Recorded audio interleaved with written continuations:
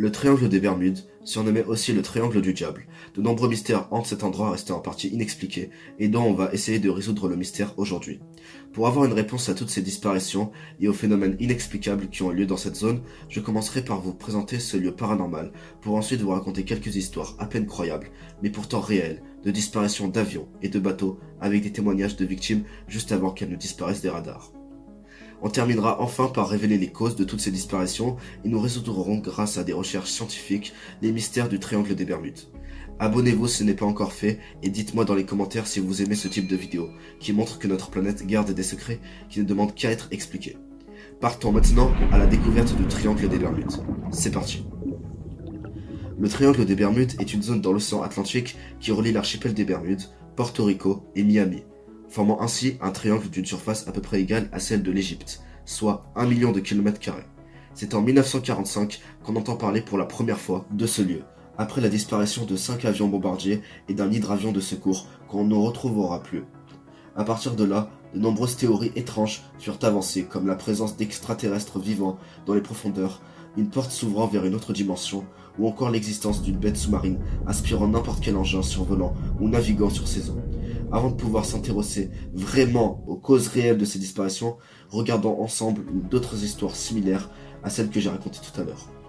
La première histoire se déroule le 13 mars 1918, lorsqu'un bateau de ravitaillement, l'USS Cyclops, avec à son bord 309 hommes, quitte la Barbade en direction de Baltimore aux États-Unis.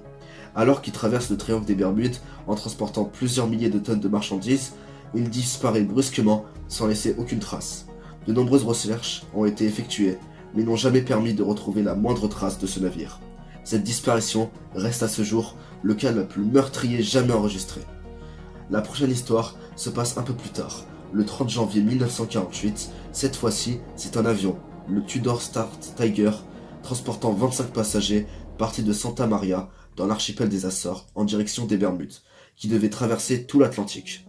Et comme pour l'histoire précédente, l'avion disparut complètement des radars au niveau du triangle des Bermudes, et ne fut jamais retrouvé. Des recherches ont montré que la météo était calme, qu'il n'y avait aucune perturbation qui aurait pu endommager l'appareil. Une panne de carburant est aussi très peu probable, car l'avion avait fait son plein juste avant le décollage. Il est aussi surprenant de savoir qu'aucun message de détresse n'a été envoyé par l'équipage. Après de nombreuses recherches et enquêtes, aucune trace de l'appareil et des occupants n'a été retrouvée. L'enquête conclura ainsi. La disparition du Star Tiger reste un mystère. La dernière histoire que je vais vous raconter est le dernier cas de disparition qui a eu lieu dans cette zone. Il s'agit d'un bateau avec 20 passagers à son bord qui avait quitté les Bermudes le 29 décembre 2020 pour rejoindre la Floride.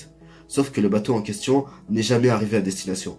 Tout comme les deux autres disparitions, des recherches intenses ont été menées avec l'aide des gardes-côtes, de plusieurs avions dont un appartenant à l'US Air Force et des unités de sauvetage qui ont essayé d'apporter une réponse à cet incident en vain. Les recherches ont donc été suspendues. Autant dire que les proches des victimes ne verront peut-être plus jamais les corps de ces personnes qui semblent avoir complètement disparu de la surface terrestre.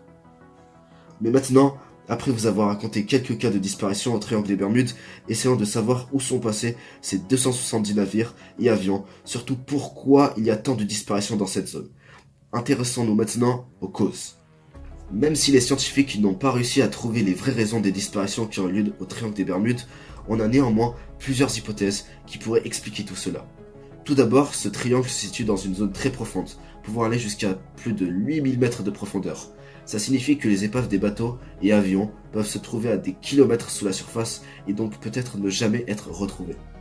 Pour continuer, le triangle des Bermudes est victime de violents phénomènes météorologiques, tels que des ouragans, des tempêtes équatoriales ou encore des orages venant du Mexique.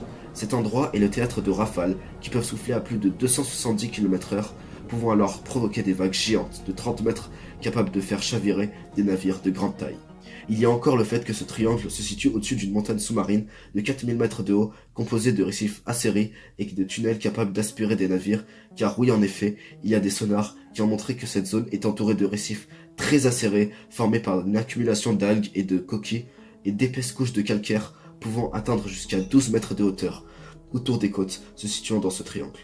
Des spécialistes ont même ajouté « leur matière est encore plus tranchante que la roche, et pourrait même percer un navire et le faire couler en quelques secondes. » Concernant les tunnels, ils sont en effet capables d'aspirer d'énormes objets sous la surface de l'eau, et cela s'explique par un phénomène naturel qui s'observe dans cet environnement composé de roches calcaires. Il y a certainement d'autres causes qui expliquent cette disparition. Ici, je vous ai présenté les hypothèses les plus probables, et qui permettent d'expliquer en partie les mystères qui hantent le triangle des Bermudes.